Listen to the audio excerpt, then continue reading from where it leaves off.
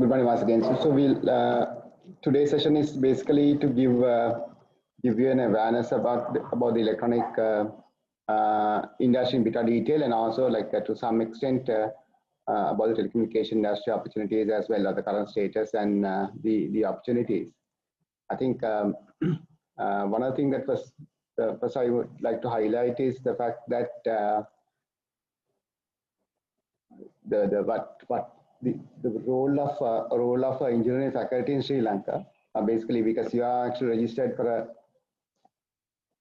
engineering degree, and I mean the university's intention is to produce engineers, and I believe that you actually also join this faculty also to achieve the same thing, to become an engineer as such. So that is the baseline, the minimum standard that everybody actually wants to achieve. You want to actually do the same thing, and also we want to make sure that you achieve that outcome and give you the guidance for you to get there. So what you do afterward actually is not really the concern as such. The most important part actually is you have to have the basic, the minimum set of skills and the right attitudes to become an engineer. So with that, let's look at officially. So we'll start initially looking at the electronic industry. So some of you might have already seen this slide set to some extent. So the global electronic industry, as you all know, is a fairly big industry. It's a $1 trillion industry, this slide actually is prepared by Export Development Board, where you see that the export growth for globally for electronics is 4%. Globally is 2%, whereas for Sri Lanka is about 4% year on year, and the revenue growth is 6% for Sri Lanka, and globally it's about 3%. So we are above the average growth levels compared to the world average. So, but there are obviously some countries that are doing extremely well, much above us. So the total amount of revenue actually, or the export revenue that comes through the electronic sector is about $435 million. And most importantly, you can see that the industry actually supports 35,000 people, and that's a very big number.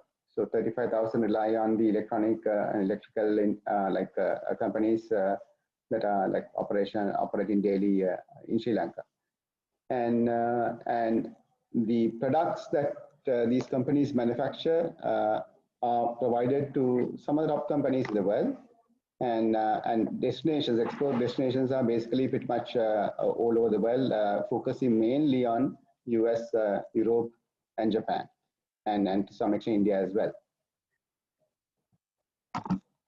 So what you see in the screen is some other items manufactured. You can see when you're exporting, actually there's something called HS code, and when the exports are categorized, it's easy to classify what has been exported to the other countries, and you can see that these are the products that exactly match those HS codes. Like, for example, like high precision sensors, you see printed circuit board assembly, wire harness used in automobiles, batteries, electrical transformers, and insulated wires and cables, capacitors, coils, switches, and panel boards. So if you look at these things carefully, you will see that when you open up any electronic product, you tend to see all these different components and items. So it does mean, it does convey a very important message that whatever the items that you require to develop or design and actually manufacture electronic product in Sri Lanka are pretty much here in Sri Lanka as well, by looking at this range of products that have been manufactured. So the key industry sectors basically served by the local electronics manufacturers, automobile, telecommunication, consumer electronics, industrial automation, the medical components and applications, and IoT devices and applications. And probably also you know that some of these sectors have very rigid standards, very stringent procedures to check the quality of the components, for example, like medical devices. and the aerospace industry, and and also to some the automobile industry as well. So they have some stringent standards for the manufacturers to comply with, because they are sometimes life critical. And so this shows like some companies operating in Sri Lanka, not all of them. These are most of these companies operate out of the free trade zone, or the BOI zones, commonly called. These are foreign direct investments, mostly investment coming from Japan, Europe, and US. And so in the next slide, I will briefly explain some of these companies, by segment. If you look at it, the PCB assembly manufacturers, you see three main players there, GPV, Vario Systems, and Toslanka. The first two companies are actually originally Swiss. Now they've been bought over by different companies. Toslanka is a Japanese company. And the iron mold manufacturers, where the enclosures are designed, the two well-known companies called Kamsky and Boehm Lechner. Wire harness, Lanka Harness is again a prominent company, but there are other companies actually doing wire harness as well. And many companies doing component manufacturers. As you can see, some Japanese companies, they manufacture electronic components for noise and surge suppression, aluminum capacitors, electric capacitors, and optical components, load cells for measuring devices, and custom sensors for aerospace and industrial original equipment manufacturers. Then transformers are manufactured, and strain gauge load cells and force sensors, and magnetic heads. So you can see a variety of components being manufactured in Sri Lanka, and some of them, as I said, are directly by the respective parent companies located in other parts of the world, like Japan and Europe and US. And some are actually joint ventures between Sri Lankans and the counterparts in other parts of the world. And also, there are a few companies specializing in cables, all type of specialized cables called Cable Solutions, and TNG Lanka is electrical and optical cable connectors, and equipment, again, a fairly well-known company called Rinstrom, smart weighing machines and components.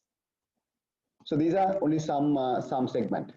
So as I mentioned, globally, as of last year, it's very difficult to find exact numbers related to electronic industry, but the consumer electronic industry alone is expected to be worth about 1.7 trillion.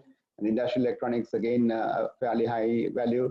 And altogether, it is considered as about $2.7 trillion industry at the component level. And at the product level, consumer electronics and industrial electronics side. And the manufacture, or the key components required for electronic device manufacturing, like for example, ICs and other passive components, and that market alone is fairly big market. Again, $480 billion. All the ICs that you see in an electronic device basically comes from so many different manufacturers. For example, like a common one, the CPUs that you see come from Intel. So Intel actually also belongs to that particular category that you see in the middle segment. And at the bottom of this inverted pyramid is the software makers, what called electronic design automation software, where these tools are actually used to design ICs and also to design circuits and do a lot of simulations. Like before, sometimes, particularly for ICs, what we call the cost of designing an IC and manufacturing is huge. And it's generally in the range of about $5–10 million.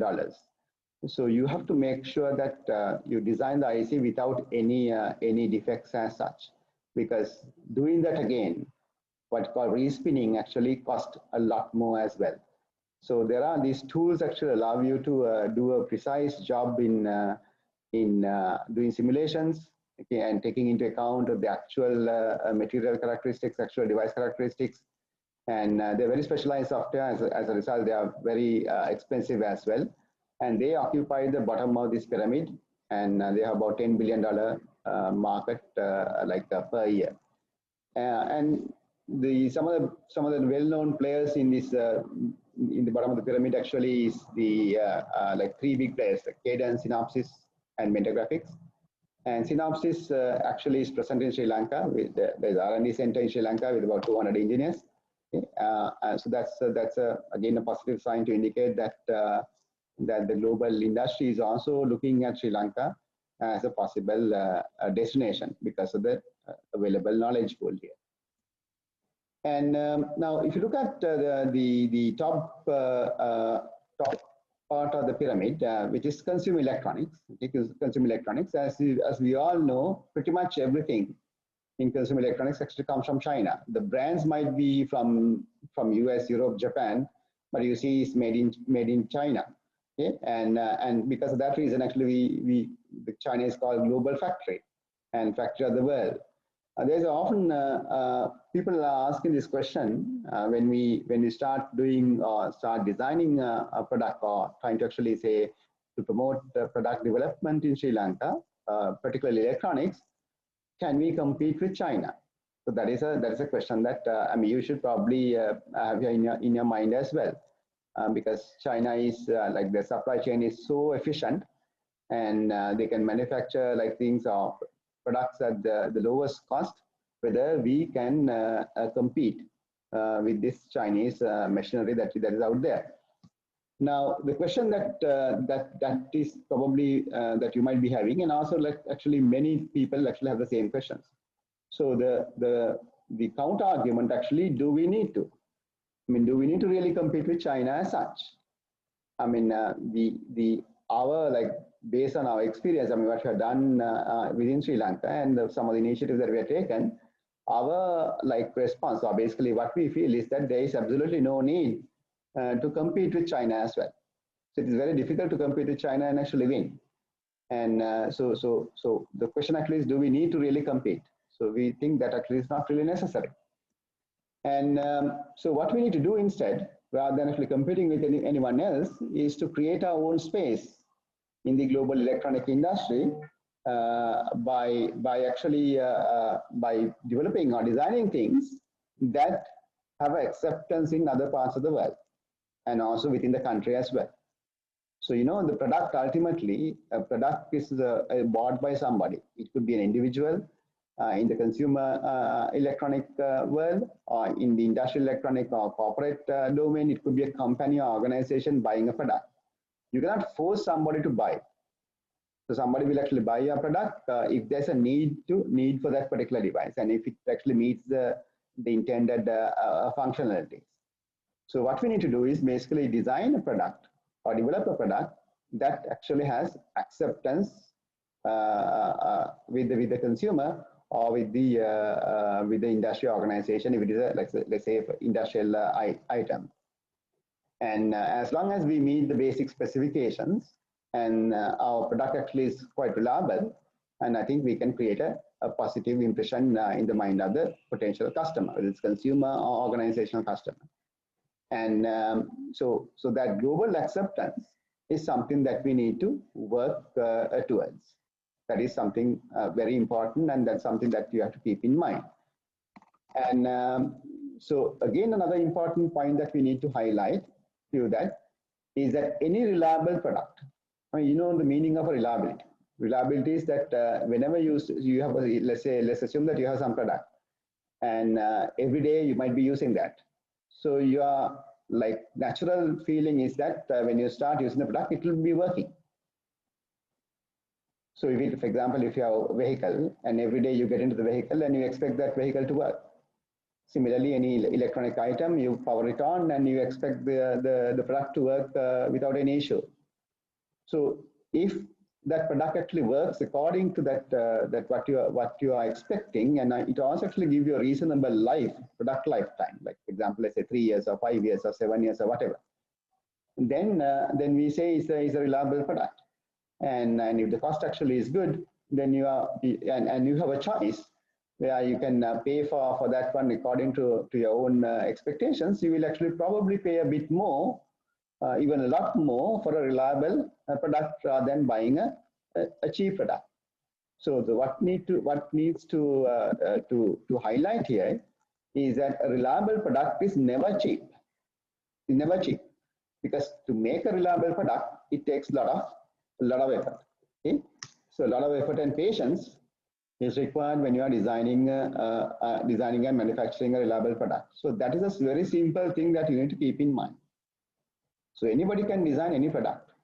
Okay? It doesn't take that much of time, basically, because with the availability of information in the internet and so many like already done designs, it's not difficult at all to basically to come up with the product very quickly. But the question that you need to ask is whether the product is reliable, and has it been tested properly for all the functionalities, and can it operate under, let's say, for example, very tough conditions, like, for example, like extremely low temperatures or extremely high temperatures, extremely humid conditions, all those things. So thing that you need to realize is reliable product is not cheap, and our objective should be all the time, if you are developing a product, designing and manufacturing a product, it should be for a reliable product. And a reliable product, definitely there is a market somewhere. Even if it's not in Sri Lanka, definitely that market will be there in some other place. So if you look at I have already shown some slides like about the companies, but most of these companies, if you look at it, I mean, they are components, okay? And they are components, and I mean, they are not the only component manufacturers out there in the world. There are so many other companies also. So because there's a competition, and also the value of this, the selling price of these components, usually not a very high part, but volume is high. Volume is high. So it's a low value addition products, and fairly high sales volume, but a capital intensive task. I mean, you all need like a lot of big factories, big manufacturing plants to do this, and precise equipment to design, manufacture these components. And so the total contribution in 2019 from electrical and electronic sector, about $435 million. So those are some idea about the total export capacity of Sri Lanka, or export revenue of Sri Lanka the last year. You will see that's about 4%, because the actual exports are about 10 billion, or a bit more than that. So about 4% is our contribution now. When I say our, basically electrical and electronic sector contribution to the export revenue. So the initiative that we are taking is actually, what we need to do is basically move towards a high value addition product, which need not be very high volume or massive volumes, but a high value addition. We generally call this greenfield electronics or knowledge electronics, where, I mean, you use your expertise to design products, and also you have to call intellectual property that can be exported. So the electronic design expertise available in Sri Lanka, unfortunately, is not very well known to outside, because Sri Lanka is not known as a design destination as such, and it is only known as a manufacturing destination. Not very high volume manufacturing, but generally the medium scale manufacturing facilities are available in Sri Lanka. So we are well known for that. We are known for that one. Those who know actually know as Sri Lanka as a component manufacturer, but there is very little awareness of Sri Lankan design expertise outside. So what we need to do is basically try to enhance that visibility, design visibility outside Sri Lanka. So these are basically snapshots of one of the largest, not one of the largest, actually, in fact, the largest electronic contract manufacturer in the world, Taiwan-based Foxconn, and where you see all the top end like consumer electronic products are manufactured there. And if you look at what is inside this factory and what you see here, they're pretty much the same. So this is a Sri Lankan operation. This one of the companies, electronic contract manufacturer, and they have, I mean, the scale is different. For example, Foxconn is huge, but the companies here actually is probably a fraction of that size. But we do have all the required equipment to produce like very high quality and very complex PCB assemblies are possible in Sri Lanka. Okay? So the message that actually we want to pass is that if you do want to actually engage in product development, pretty much everything, all the infrastructure is ready and available here. And obviously, one other thing that I forgot to mention is that PCB, what you call bare PCB, manufacturing is not possible in Sri Lanka, is not economically feasible. So that obviously you have to actually get some Chinese, Indian, or some other companies to manufacture and send it back. But afterward, everything can be done locally. So in order to increase the global visibility of our design expertise, what we have done up to now is to establish a link with some other well-known companies outside. For example, like we have established pretty much with all the electronic design automation companies through academic partnerships like Synopsys, Cadence, Metagraphics. So with all of them, we have the tools available for you to use. So if you want to engage in IC design or circuit design or any of these activities, we have all the tools provided by the top end like the design automation like software companies, and then we have the Altium academic licenses as well. And also we have established a link with the government, because it's not possible for us to develop this industry without actually creating this tripartite link. The industry, when I say industry, the key industry players, and the university and the government. So first step in the government link, actually we have set up what we call a Facilitation Center for Advanced Electronic Design. As you can see in the name, like to support electronic design industry in Sri Lanka, particularly the startups, those who are coming up, new companies. And so what we have done, like in the past, like a couple of years back, few years back, the government actually has given a grant based on a proposal that we submitted, fairly big grant, 160 million, another 50 million, 15. For them to buy some of the hardware and some other software, because for academic licenses cannot be used to develop or design commercial products. So we need to actually have commercial licenses, what we call incubation licenses. They're pretty expensive. And so we need somebody to support, and the government actually has agreed to support. And so this grant actually was used to purchase these tools, both the software and the hardware. And our objective was to create at least 5 successful startups by 2016 at that time, 2014. And so we provided all these, still actually provide all these facilities to these startups, the EDA tools for PCB design, IC design, hardware development platforms, 3D printing, high precision laser cutting, and also accessibility to training. If somebody wants to know or get trained in to use these design tools, that can also be arranged as well. So these are things that we are trying to actually do to support the electronic startups. And so if you look at what we have, some of the initiatives actually predated before this event design center. But if you look at the last few years, we have seen many products designed and manufactured in Sri Lanka. And so what you see is basically just a snapshot of the collection of these different products. We'll talk about these products in bit more detail in later slides. And also design companies. The list actually that you saw previously is the manufacturing companies and design companies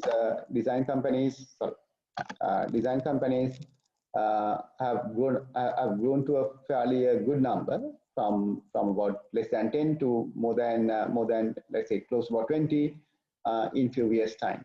So what you see, like many companies on the right hand side, are all small companies, and some of them actually are recruiting, and some of them are still not. And hopefully, some of these small companies actually will start recruiting within the next few years.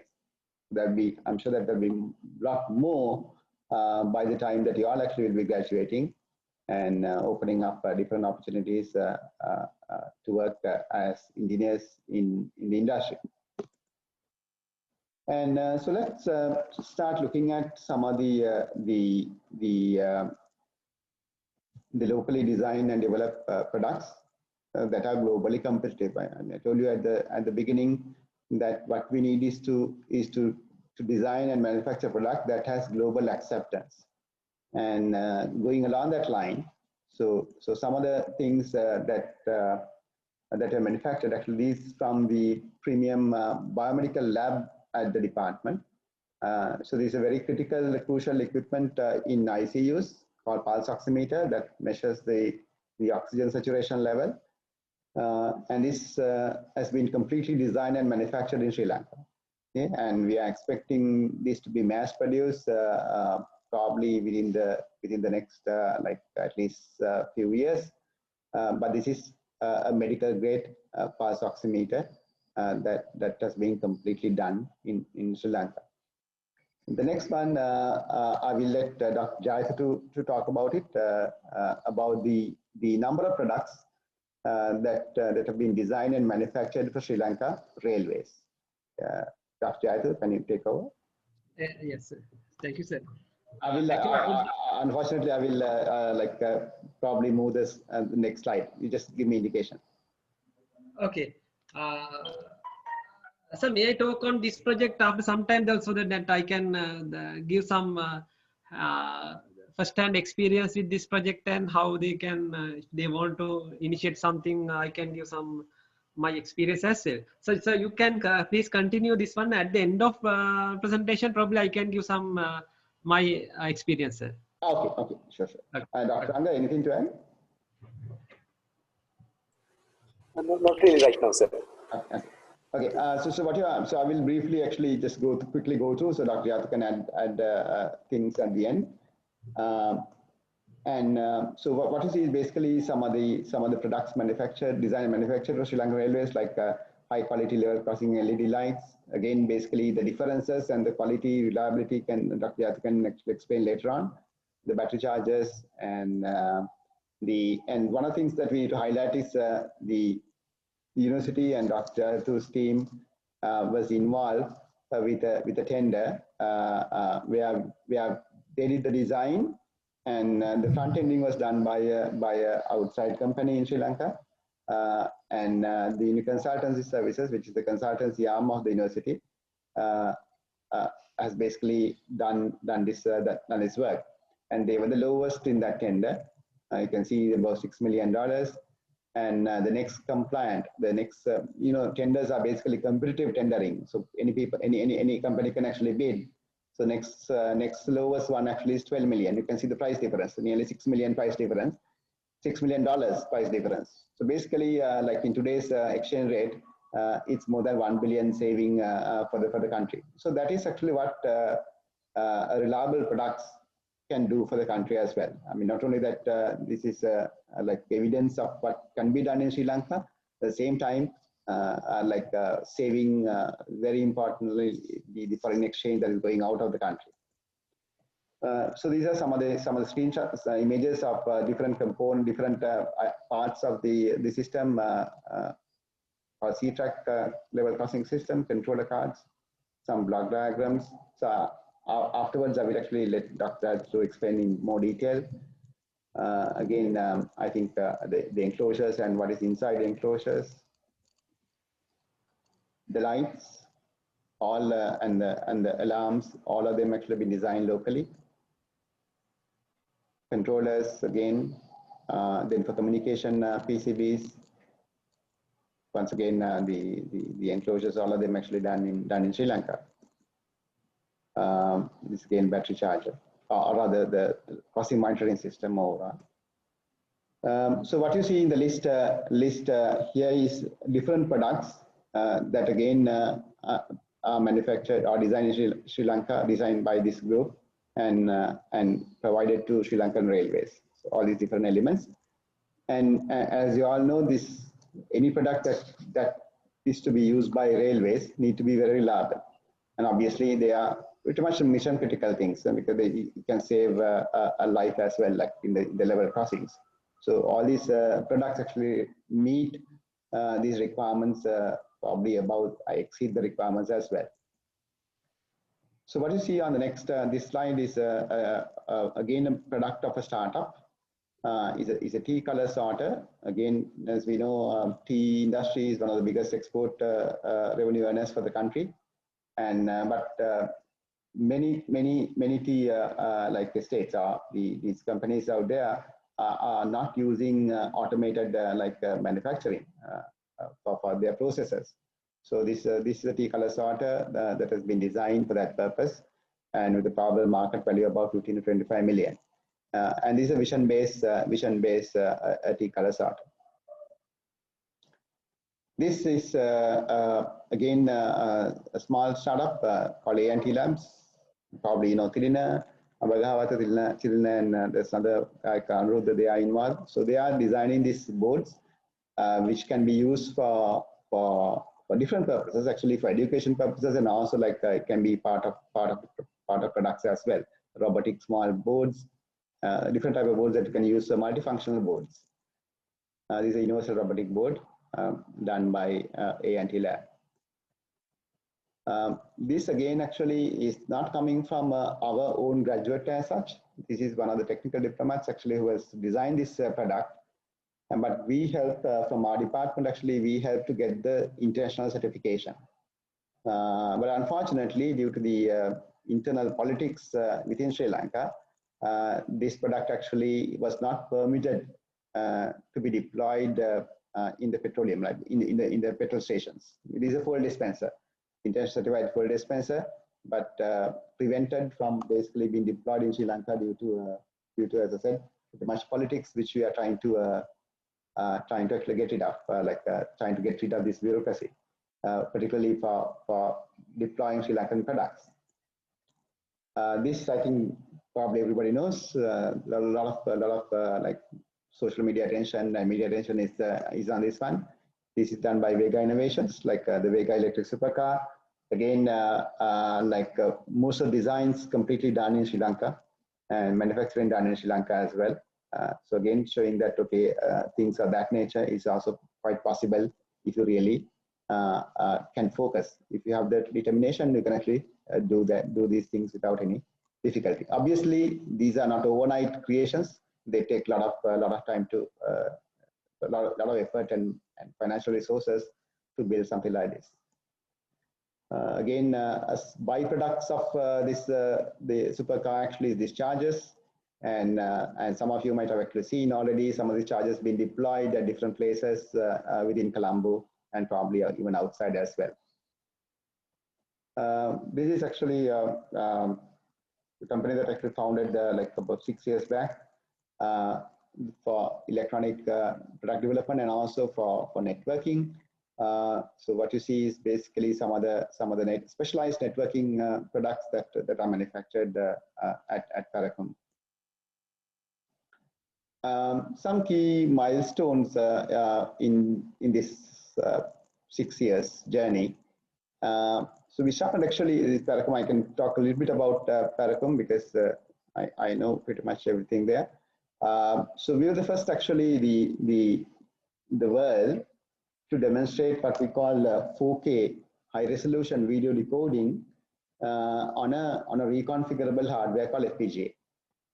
This standard that you see for video MPEG-4 or MP4 or what we call H.264 was like superseded by a standard called HEVC, high efficiency video decoding, and which actually give you a 50% reduction in storage capacity or the transmission capacity that you require to transmit or store high quality video. And this is very important when you are going for a high resolution like images, high resolution videos like 4K or 8K. And even though it gives you that 50% efficiency, 50% like reduction in storage or transmission, the downside was it was extremely complex. And as a result, the only way that actually it could do was basically to have a hardware acceleration. Hardware acceleration or specifically develop a very efficient hardware architecture that can perform these required calculations to do the compression. And the four guys actually, just like four very young graduates actually contributed to this effort. And as you can see, they were the first in the world to demonstrate the 4K resolution video decoding on FPGA back in 2015, November 2015. They were just 1 year, I would say about 1.5 years after graduation. So you can see what you can do So the Paracom actually would not be here today if not for those 4 guys who join the company without actually, when they have other opportunities as well. And all of them actually had extremely high GPAs. Like the 2 of them actually had 4+, and 2 others like about 3.99 or something like that. And so despite many other opportunities, they decided to join startup because of the potential opportunity to learn things. And that's one of the things that you should actually consider in your early careers. That what are the chances that for you to basically really engage in new work that has potential to disrupt disrupt some industry probably later on, real experience. And so those 4 people actually join, and that's again actually showing some other very important attitude that you need to develop. That is your ability to take risks. So this company actually was no-name company at that time. So nobody actually is not. If somebody at your home, your parents ask, okay, where do you work? And you might be not willing to actually even talk because the company is completely unknown. So, but you have the confidence that okay, that you can get something to work. So, as a result of their effort, so they were able to demonstrate this particular video recording on a FPGA back in 2015, and again around the same time, another team actually within Paracom was able to develop the first high-speed 10 gigabits per second network accelerator card, again for the first time in Sri Lanka. So what you see the screen actually is two the images of those cards. This is actually this supports 40 Gbps throughput, 4 into 10 Gbps slots are there. And again, this was a first time success. And again, this was done by a team that was just 1 year after graduation. 1 year after graduation. This batch graduated in 2014 March. And we got the product out in mid 2015. So you can see like within 1 year what people can do. This is basically I think 14 or 16 layer PCB and with so many components. So getting it right first time is a huge achievement for young graduates. Okay, but that is what you can do in Sri Lanka as well if you have the dedication and if you have the commitment. And again, some of the things that we have done afterwards is basically is to develop some very specialized networking equipment called network analysis, and load balancers, or network packet brokers, and bandwidth management, like we call traffic shapers, running up to 100 Gbps. So this is again basically something that you ought to know, like developing a product that works in real time, in hard real time. Processing traffic that is coming at 100 gigabits per second is not an easy task at all. And so this is what this network team actually has done over the last 5 years. And some of these products are deployed outside the country as well. And it has a regional visibility. Called Asia Pacific region, we have actually very good visibility for these products. So this is starting with a very small, like only four people, 4 engineers. And I think by now, probably about 60 plus actually engineers have actually gone, have been joined the company, and some of them are actually not there anymore. But what is important actually is what they have contributed to develop. So what you see is actually some of the very advanced PCBs designed by them, again the same team. The hardware team at Paracom. What you see on the left hand or right hand side top part says a multi FPGA board. It's again very complex board that can be used for different applications. And what you see on the other two images are broadcast accessories for very high end applications like the 12G broadcast accessories. And when you are developing these products, it's extremely important to make sure that they work with a lot of interferences as well.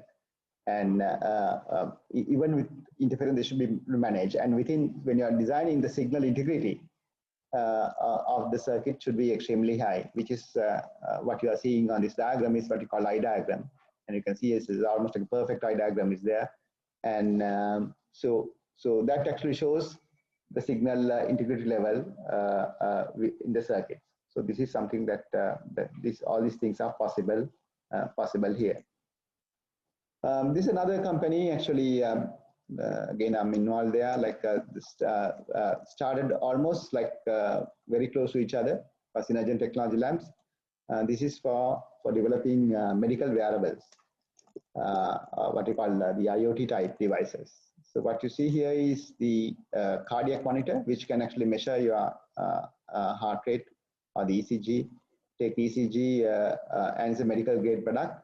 And in fact, the first and the only at the moment FDA cleared for medical devices. This is for the US market. For medical devices to go to the international market, you need actually FDA clearance. There's the Food and Drug Administration in US. So the first FDA cleared medical device designed and manufactured in Sri Lanka. And this was actually the first like you can see the enclosure done in Sri Lanka as well. It's called CO Cardio. This basically, there's a huge market in US. So initially this device is designed for them. And there's a back-end analytics system. Those who are doing biomedical engineering should know, like there's the ECG actually for those who are having cardiac issues have different ECG waveforms. And we call the abnormalities in ECG or arrhythmias. So back-end system is used to detect these cardiac or the ECG abnormalities in real time. And that backend system is also ready and is actually pending FDA approval, which will be coming probably very soon. And what you see on this slide is the final design that has been done and manufactured. So you can see a very sleek industrial design that has been done compared to what you see here, probably a bit primitive. And what you see here is the final design that has been done, which people, like patients can actually wear. Anybody need to be 24/7 monitored, 24/7 monitoring can wear these devices, and the ECG data will be transmitted to a cloud server, and where the analytics will be done in real time. So this is what you see, like the industrial design of that particular enclosure. So the bit about the ECG analysis system, as you can see, there are so many different type of abnormalities, and the backend system should be able to detect these abnormalities in real time and inform the caregiver and inform the physician that something is wrong with that particular patient, so that appropriate action or intervention can be made. So this is the overall systems where you can see the FDA cleared wearable and the backend system which has been developed and pending FDA approval. And once the approval actually comes, this will be immediately deployed in the US, and as there is a huge market there. And this is completely done by, again, local engineers. So Telecom actually was started with 4 engineers, and Synergen was started with 5 engineers. And out of those 5 engineers, actually, like 3 are still there. And team has actually grown now a lot, I think about 20 plus. So this is I mean, probably you can highlight what startups can do startups in electronics can do in Sri Lanka. 2 good examples of what are the possibilities. So this is actually the clinical studies, because FDA clearance requires clinical studies. All of them have been completed. This is something that obviously I think everybody has seen and familiar with. Again, a lot of publicity is there. Done by the UAV lab at the department. Different UAVs are done by the Professor Rohan Munasinghe's group. And you can see so many different type of UAVs for different purposes. And like for Seabell, small UAV and portable crop imaging drone. Then another twin like Bell for imaging. This is again a different type of drone, a quadrotor, and this vertical takeoff and landing type like drone. Seahawk, a bit of high endurance drones for aerial mapping and surveillance. And again, one thing that has been talked about a lot, like this possibility of remote delivery of drugs and also blood for urgent cases. So this has been designed for that purpose. So with that, actually, I want to just shift into a different item. So this is some examples. Some examples of things that has been done with very much involvement of the department as well. Very like a lot of involvement, and a lot of our graduates actually directly involved with that. And if you talk about electronics today, then one of the things that one of the buzzword that you see here all the time is Internet of Things. And so Internet of Things, like in 2011, Ericsson, one of the big companies in telecommunication, predicted like there'll be 50 billion IoT devices by 2020. So that's almost like 9 years back. Okay, 9 years back, they predicted that by 2020, there'll be 50 billion IoT devices in the world deployed at different places. Now, these 50 billion devices, obviously, when such a prediction is made by a company of repute, particularly of the stature of Ericsson, everybody actually believed that. Okay? And what it did actually is create a lot of excitement, because 50 billion IoT devices, even if you sell a device for $1, you will end up with $50 billion. I mean, it will be shared among different companies, but massive revenue. Okay? So people actually thought, okay, this is a huge industry that you should actually get involved. And particularly the what we call, again, another important term in electronics today is the Industry 4.0, which talks about basically the new type of factories where everything is sensor based and everything is automated, or flexible manufacturing. You can actually change the layout of the change the different processes within the factory quickly to facilitate different type of product manufacturing and improving the overall efficiency of factories. And for all of them, the IoT devices are mandatory. So there's a huge need for IoT devices. And we can see what the reality is today. We are in 2020.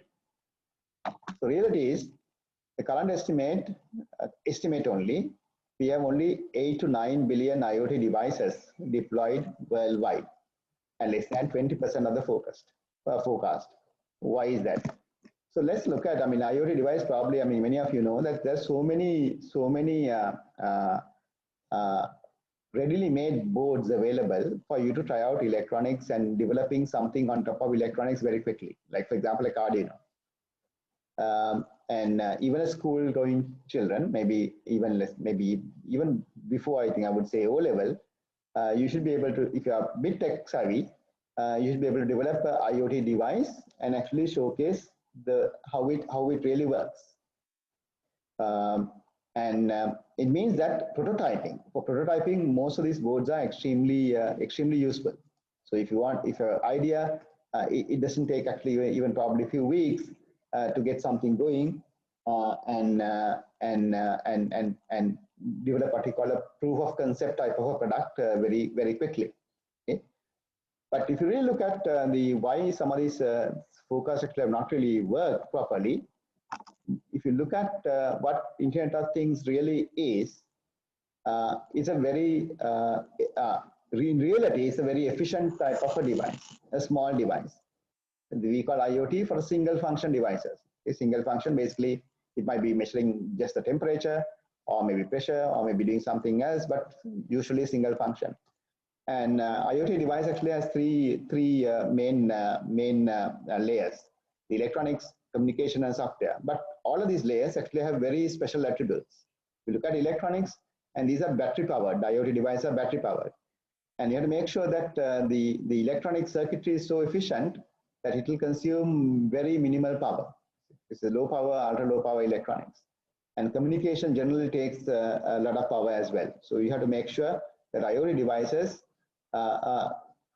consume as little power as possible. Okay, so ultra low power communications And the software has to be very efficient as well, very efficient small footprint software. So if you actually make, manage to actually do all these three things, you will have an IoT device that can actually survive. For example, like from a single battery charge, you might be able to survive for, let's say, like few months or maybe years, depending on the case, a type of deployment. And if I go back to the Synergen Technology Lab, like medical device, it's a wearable. Okay? That's a typical IoT device. And that IoT device can be used for 24/7 monitoring on a single charge continuously for 7 days. But in order to get that performance, you need a lot of effort in electronics, and to make sure that you design the right circuits and make sure the communication is protocols are developed properly. And when all of them actually are converged, you have a right IoT product for the job. So what you see in many places, actually, you have IoT products, but they are not really fulfilling the requirements that are matching the expectation as such. But there are some other reasons as well. So the forecast actually is much, or what has been achieved is much less than the forecast. So if you really want to develop IoT products, remember POC, or what we call proof of concept, is the first step, which you can actually do with any Arduino board or anything that you can find off the shelf. But designing and manufacturing IoT device is another job. It's a completely different ballgame, which requires very deep knowledge in electronics and also communications and in software as well, because you need very efficient software running on a small space. You don't have actually a huge amount of memory, huge amount of processing power to run software. So your software need to be very efficient. Okay? So if you can see that the importance of these three layers for the proper design and manufacture of IoT device. So with that one, let me shift to telecommunication industry, because I think at least some of you actually are planning that industry. Telecommunication industry is basically, again, particularly the global telecommunication services market that we are talking about, primarily the fixed and mobile telecommunication market, against a $1 trillion market, about $1.7 trillion as of last year. And if you look at the traditional job opportunities in operational roles in engineering, you can actually find all these cases in Sri Lanka. For example, like telecommunication operators, we have 4 of them, like mobile operators like the Mobitel, Dialog, Hutch, and Airtel. And then we have fixed operators like SLT and fixed CDM operators like Lanka Bell. And the internet service providers in Sri Lanka, actually, all the operators, all the mobile and fixed operators are running their own ISP services as well. But there are some other small ISPs like Lankacom. They only provide internet service providers. And then you have a separate set of companies we call ICT system integrators. They do network design and implementations. So these are traditional job opportunities in engineering or in telecom or networking side that you can move into in Sri Lanka. So there are many companies actually having these job opportunities. Another thing that we have actually seen is actually telecommunication is not just the fixed and mobile telecom operators and networking companies. It is much more than that. It's much more than that. Now, for example, what you see in the operational and product design side, you see the broadcast industry that you see, TV, radio, all of them are part of the communication industry. Okay? And satellite communications, okay, and some of these, for example, like the outside the mobile operator communication market, like for digital mobile radio technologies. Okay, so these are, for example, like walkie-talkies.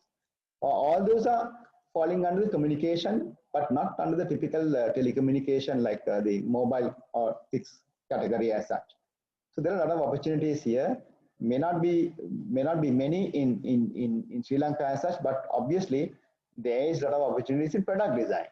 So if you do cover your theory, if you do plan to actually engage go in the communication stream, it'll be like a lot of opportunities are there for you to design telecom products, and obviously they will have a very big electronic component as well, because to realize a telecommunication product is pretty much electronics. But you need to know communication theories and a lot of communication as well. Okay? So these are again, as I said, telecommunications is a huge market, huge industry. And so these are things that we can actually see outside. What about things that we do not see? Like, for example, like what we call embedded communication networks. If you look at a vehicle, today is a very advanced, let's say, very niche automobile industry, like, let's say, if you take a Mercedes-Benz or BMW or even a lot of other top-end Japanese companies, European companies, these companies actually deploy a huge amount of electronics in their vehicles, and these are internally connected, okay, within an internal communication network. That's why we call embedded communication networks. So there's a lot of demand for efficient communication protocols, like within these communication networks and embedded communication networks. So that's a whole completely different area. Another important aspect in these communication networks is the need for reliability. So if these sensors that use within a vehicle actually is not communicating with each other properly, and if these are not done, then the vehicle actually might be in a very difficult situation. It might lead to a crash. Again, a life and death situation. Okay? So there is extremely important that you understand communication is not just what you see there, okay, or you see there, but it's a huge industry that you need to be active in searching for some other thing, for some of the opportunities out there. And so this is basically a image of basically a graphical illustration of a mobile network architecture. You see basically from your smartphone, how do you access internet? There's so many different stages between you and the let's say YouTube, or you and the Google, like that. And so traditionally, if you look at the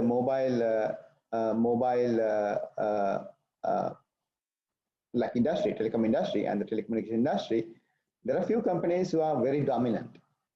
These are Huawei, Ericsson, and Nokia. And they pretty much produce all type of equipment for the use by the mobile operators. Okay, mobile operators, and it's a very close type of system. It's very difficult for outside company to penetrate and actually develop a product within this telecommunication sector. So that has, to some extent, has created a lack of innovation in this space as such. But recently, not very recently as such, something has emerged. Pretty much disruptive things called software-defined technologies, or SDX. And two things that are really relevant to our domain is software-defined radio and software-defined networks. And when you say software-defined, basically it means just like the IoT device actually has 3 layers, top layer is software, and software is used to add the intelligence part. Okay? And so it does not mean that a software engineer will be able to do these things as such, but it requires a software engineer with a domain knowledge. For example, a software engineer with the radio communication background, a software engineer with the networking background to develop a product for these networks. So the emergence of these software-defined technologies actually has created a lot of opportunities for new players to enter this hitherto closed market. Because as I told you, this is a very close single vertical type of market where 3 players used to dominate. But today, thanks to some of the technologies that we see, you will be able to actually create products even for a very complex the mobile networks or mobile operator networks. So this is another opportunity that we'll have in communication. So again, remember this one other thing. This is called there's this network actually has 3 basic elements. I want to just highlight that part also. At the front end, you see near the user is the radio part, radio access network, and at the middle you see the middle and the what is occupied in the middle is the mobile core network, and outside is the internet.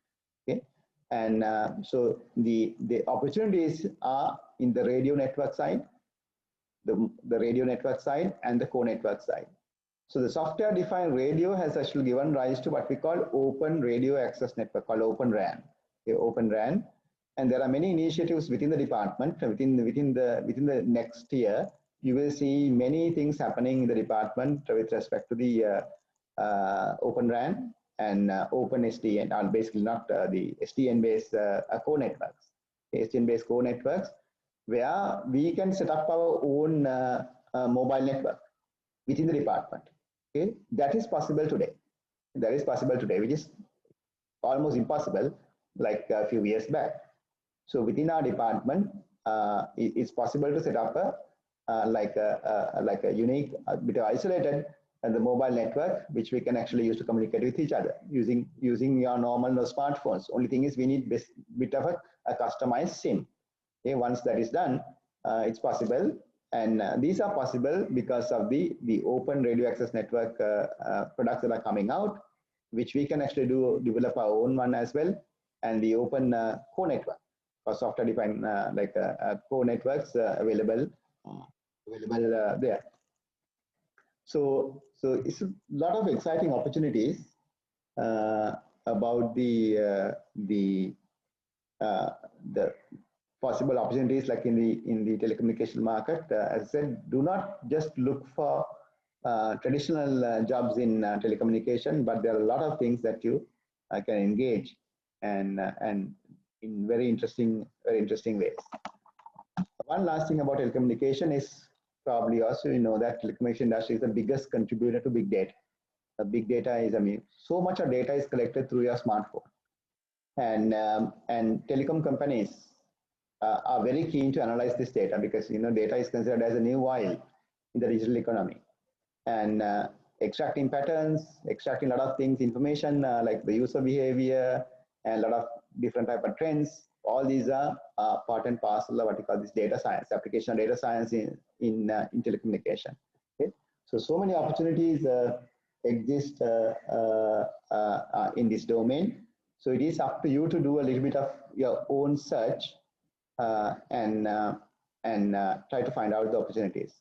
So do remember, there are a lot more than traditional jobs available in telecommunication industry. So if you do intend to pursue a career in that path, it is very important that you try to understand or basically to basically figure out, okay, what subjects do I need to know, do in order to actually become an expert in that area. So again, another thing that I actually often keep saying is that you should actually try to always become an expert in your own area. Okay? And for that, there are a lot of things to do. Okay? Engineering is pretty much a hands-on job, and knowing something only will not work. But you need to apply your knowledge to something and see whether it works or not. Okay, so with that, I think we have covered pretty much most of the things related to electronics and telecommunication industry. And I will now let Dr. Jayati to talk about his industry experience. There's another setup, basically about a little bit of guidance. Dr. Ranga can let me just initiate that. Setting the foundation to basically create your own future, because you need to actually take control of your own future. Don't depend on your colleague. Don't depend on what your best friend actually is doing. Your future is your own, and that is something that you need to keep in your mind. Like, because when you go out to the industry, your best friend will not be there. You have to do the work on your own.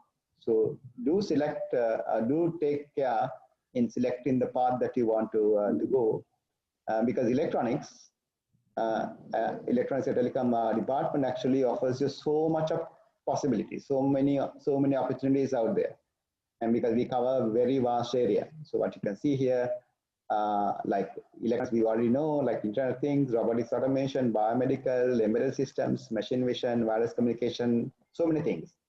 Okay, so it is up to you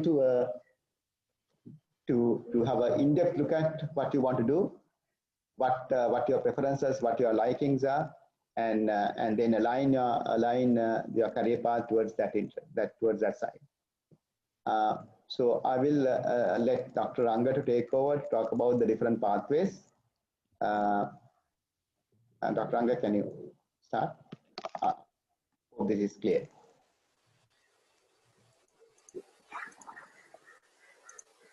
Yes, so in the department you can see that there are so many pathways that you can take. So we start with some basic courses initially. Now you have gone through those courses, and then some courses in semester 3. Now you have gone through them, but perhaps you may not have seen the link between these different courses and how they go to different kinds of outcomes or the traits of skills that you want to have as an engineer. For example, now let's take one of the tracks like electronic product development. So they are, in this case, you start with the first electronic courses, and then you move to different slightly more advanced electronic courses. Then the semester 4 electronics 3 course, and then electronic design and realization, circuits and system design, and there are contributions from other modules as well. Then power, and then analog IC design and digital IC design, and so on. So you can see these pathways they are composed of these different courses that we do. Now, for example, let's take one more pathway. So I taught you signals and systems. So then starting from signals and systems, you can move to one of the other subjects that I teach, that is module on image processing. Then after the image processing, you will have the advanced emission course, and then there is the pattern recognition course taught by Dr. Pratapa Singh. So with these courses, you actually gain expertise in machine vision and pattern recognition, and you usually go up to the extent of being able to read a paper in a good conference, very good conference, understand and make contributions in that area. Like that, you can see many tracks, the track, IC design track, robotic and automation track. Of course, some part of the biomedical, of course, the biomedical engineers go through this track, and then computer vision and machine learning track, communication tracks, and embedded systems track. So depending on your choice and the overview that you have about the industry and the experience that you gain by looking at the industry as well as your own experience, you can choose these courses and choose these courses with a purpose.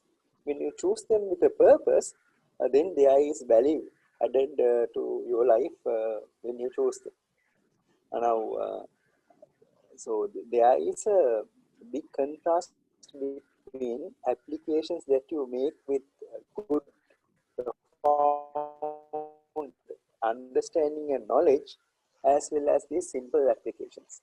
For example, you may have seen due to the recent COVID outbreak, there were many inventions. As engineering undergraduates also, you can at once realize that some of these designs are wrong and some of them are even hazardous. So that means the fundamental knowledge and the theoretical knowledge that you gain to design more robust and applicable and professional in the industry. So if we talk about, it will be interesting for you to know that before they did this HEBC encode from one of their projects. So you see that they made to the journal. So you can see these contributions that you make are not for these toy devices. Dr. Jayat will also agree, but they are for devices that truly need engineering knowledge. Okay, that's a description I want to make about the course. If you have any questions about the course, we can discuss later. And then I want to briefly highlight about. There's some other slides, probably this one. This is actually already covered, right? Right? Do you want to talk about? Yeah, so these detail out these courses and how they move to different parts, and that first figure actually highlights these things. So you can individually take this, for example, this machine learning and pattern recognition track, the signal processing track, then robotics and automation track, and so on. these how the courses combine to give you that knowledge. So, so you can see when we designed the curriculum, we had this idea that we want to make an engineer who is very robust. That means whatever the area that they undertake, they would have the fundamental knowledge to learn about it and go into that area. So the engineer that you produce through our curriculum is a robust engineer. What that means is he or she is resilient to the situation. He or she would be able to adapt to the situation. So what you will see, if you train a person for a single track, it's easy to train, and you can make that person extremely content also. That means because the courses are extremely streamlined only toward that area, one niche area, that person would become very comfortable in this area.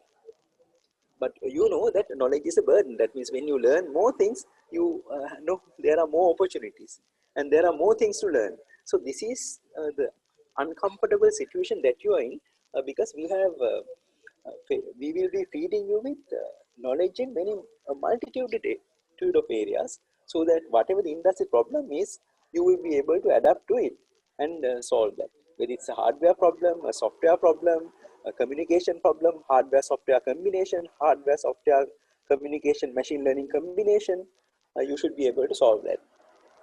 So this is the idea of focusing on a multitude of different tracks, but of course with a choice that you can make, especially during the semester 7 and 8.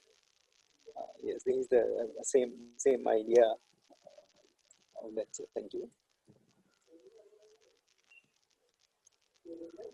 Yes, this is the lineup of communication courses, so leading to slightly advanced courses like information theory.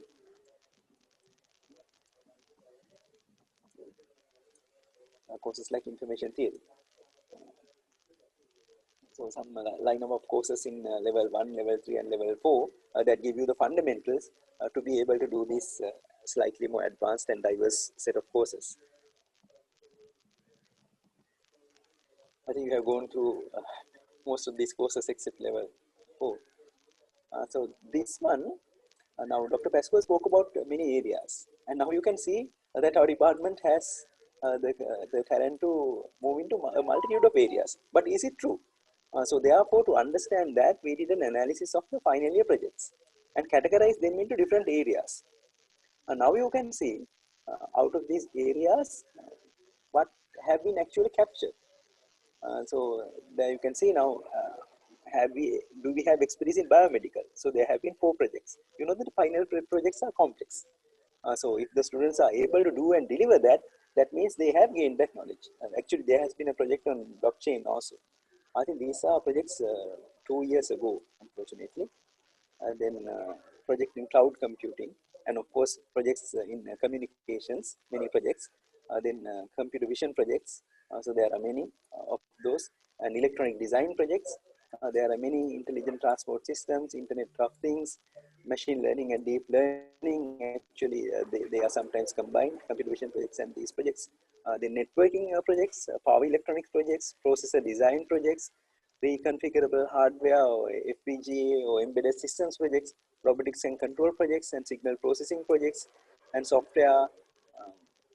software-defined radio, software-defined other projects, and then UAV projects.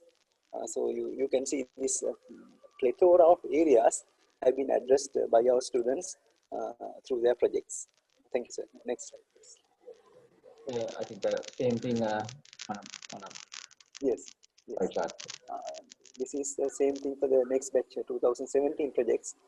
So there also you can see a good distribution among different areas like electronic design, wireless communications, instrumentation, networking, datacom, biomedical, medical image processing, machine learning and deep learning, human-computer interaction, robotics, software development, algorithms, computer vision, and processor design, and so on.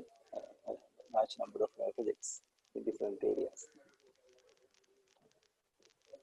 I actually listed the ongoing projects as well as the last for the last 2 batches. for you to get an idea. We'll share this slide set with you so that you can actually go through them leisurely. So if you see the 2014 batch, what Dr. Ang actually has mentioned, I mean, we are not just talking about when I showed you the initial one. So many different pathways, so many different opportunities. I think we are truly saying that these are not just hypothetical things that you can imagine, but they are really happening inside the department. And so these are the projects done by 2014 batch, 2015 batch, and the current batch 2016. They are ongoing projects. Okay. So the next thing actually should have actually changed the slide order a little bit. About the little bit about industrial training. I think the industrial training, the purpose of industrial training is for you to get the first basically glimpse of the real industry environment. I think it's extremely important before you move out, before you graduate, to get that initial training at a right place. So do remember, like when you are choosing the training place, it's extremely important that you try to align that with your career, because the training actually happens at semester 5, just after semester 5. So by semester 5, you should actually have a very clear idea where you want to go, and take appropriate the first level subjects that actually laid the foundation for that particular path. Okay? And if you can choose the industrial training place to align with that your career expectation, that would be the best thing that you can do. Okay?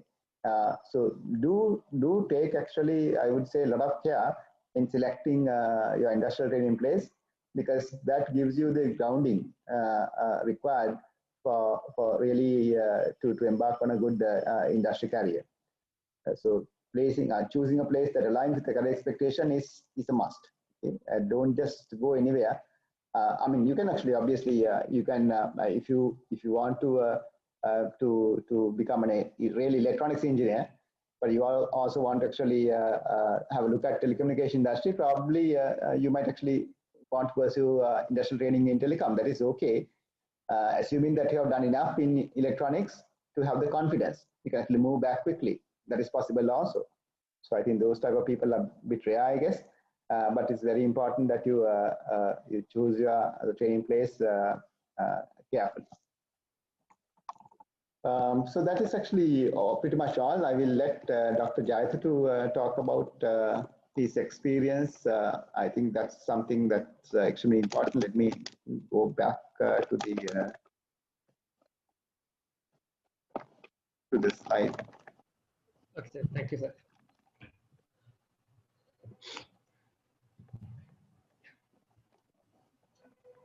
So this one. Oh, okay. Yeah, yes, you can start. Okay. Actually, thank you very much, sir. I am coming to you today not as a lecturer, but I would like to call me as the practitioner, engineer, or R&D person. So actually, I am presenting most of things like that playing as that role. Actually, this is one of the design that we did for Sri Lanka Railways. If I tell the working in Sri Lanka, actually that is what is very important for the young engineers. I feel like it is an opportunity. The main reason is we have a lot more to test and design. But if you go to other countries and start doing something, probably you are not significant at all in those countries' context. You will not get ownership for most of what you are doing. But here in Sri Lanka, doing something, some real electronic stuff, you have an ownership. So that is the major thing that finally you can be satisfied with. So you are finally, when you are doing something and when you see some work is running in the industry or some applications are running in front of you, that is the happiness probably you will get after some time. So when you are working in for outside company or outside Sri Lanka, probably you may not get that experience, because I have worked in many the groups. Then what I found is that probably what I am doing is maybe the simple part. I will not get into the overall system. So I will not get opportunity for that, because there's a large group and you are just a one person in that. But here, when you are working in Sri Lankan context, you have that ownership, because you are capable person. It is the country. It is your problem. It is your solution. So then you are the one who can be very much happy about that. This is something that we did, and we are very much happy about that. The reason is this is working, and so far it is very reliable, working for last 3 years and more than 3 years without giving any problem. And it's very reliable product. Even in lightning conditions, we have tested this thing. It is giving the expected reliability. So this is, if I tell something about this system, it is there's a controller. It is a fail safe, that in case of failure, it is safe. It is not giving any unsafe information to the user. This is the architecture of the level crossing system. There are many detectors coming into this level crossing controller. And it is, Dr. Jayathu, excuse me, I think we'll remind them about the size of the project also. This is about 800 million rupees, right? Yeah, it's yes. 100 million rupees, and many people were involved. The full electronic design was led by Dr. Jayathu, in this case, who is the chief architect of the system. And for this purpose, Dr. Jayathu had to travel to different countries also to source the components. And afterwards, when this design was made, 200 level crossings were manufactured. These are not simple plaything electronics, because other people's lives depend on the system properly working. If the system gives a wrong signal, people may cross the level crossing and they may meet accidents. So therefore, it's extremely critical. But because of this Dr. Jayathu's theoretically based careful design, we can happily say that no accident occurred because of an error of the system. Because of the error of the people who ignored these lights, the accidents may have happened, but nothing happened. So please continue, Dr. Jayathu. So we want to say that this system has already been implemented at 200 places. It's a massive project designed by a team led by Dr. Jayathu. Yeah, thank you very much, Dr. Ranga. I think that is the criticalness of that project. And also the saving to the country is 1 billion. It's not million, it's a billion, 1 billion. Actually, we are very much happy about that saving. And we could do that as an electronic engineer. We can do such things. Actually, this is just one example that we can think of. There are a lot of examples. Still, it is not, the solutions are not done in Sri Lanka. I feel this is an opportunity. You are in Sri Lanka, there's a huge opportunity in the future, as well as now, to do many electronic stuff. And remember that these solutions, there are solutions in the other countries for the same problem. But it is not, perhaps it is not it may not work in the Sri Lankan context. And as well as it is very expensive compared to our economy. So we cannot afford to that much the huge price. So then the solution is develop our own systems, which will be cheaper, but giving the same reliability. We are telling you that we can, of course, reduce the price, maybe compete with the other products coming from the other country, but giving the same reliability and the same quality. That is the thing that we wanted to market. As an electronic engineer, you are not here to make cheap products. Remember that. You are here to make reliable products and long-lasting products, good designs. So we want to have such people in Sri Lanka. When you come to our department, the electronics department, your aim should be something like, we want to be electronics designers. So we can basically understand any electronic system. Given this knowledge, you should have that confidence. So you are basically getting all the basics that is important for understand any system. For example, given the hybrid car, can you understand what type of electronic it is running in this car? In the future, there you will find a lot of opportunity. I have seen many places, many systems are thrown away without the finding out what is the problem is. Now the solution is for any system, just replace the part.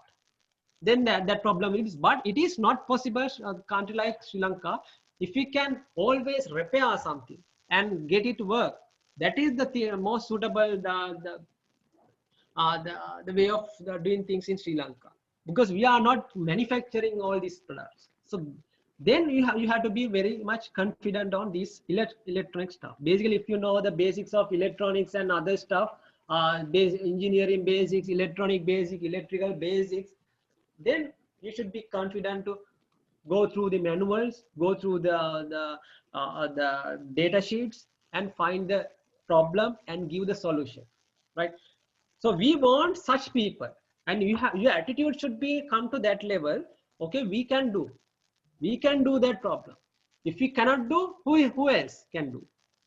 So that is the attitude. You are capable. Thing is that you have to form your attitudes toward that. I will give my solution. I am going to do something back to country, and you are in Sri Lanka. You have a great opportunity because Sri Lanka is now not a developed country. It is a developing country. Many developed countries target Sri Lanka because it is developing. So you can do a lot of things. You can sell many things to Sri Lanka, but Sri Lankans are going out, right? They do not see this opportunity. If it is a developing, we have a lot of opportunity to develop the country. Once it is developed, probably you may not have that opportunity. So understand this. In the future, I feel like there will be many electronic companies will come into the Sri Lanka because it is developing. Even China is targeting the Sri Lanka because now China is, most of the things are developed. Now what they say is, now we are in 5 years time, we have nothing to developing here. For example, Sri Lanka, the China railway, they are targeting Sri Lankan railway. Right, that is the next market. So before they come to Sri Lanka, we have the duty now how to develop this. So we have our own knowledge, we have our own engineers, capable people. So let's do this. So you understand that you are electronic engineers. You are not, of course, you know some software, but remember that software is not the major part. Of course, you need to develop firmware. That is maybe as closer to software. Remember, you are going to be electronic engineers. Work as an engineer. Develop your skills to that level. So this is actually I'm gonna if you tell this about architecture, there's a GSM control, a GSM module which we can do remote monitoring. We can see the how the trains are moving and how these warnings are done given, and whether it is working to our expectation. All things are can be monitored through this GSM modem. Whether there's an abnormal alarm or any alarm, we can observe through this GSM modem, whether the battery is properly charged, whether the power is there. We can see all these things through this GSM modem. And this is a redundant system. If you take this controller board, that is running two in parallel, where if both are giving, if at least one is giving, we take as a warning. So if of course, generally both are given, but if one fails, then we know there's a one failure. Then we have to go into safe mode operation and handle most of these warnings. So this is there's a battery charger and lead acid batteries, and in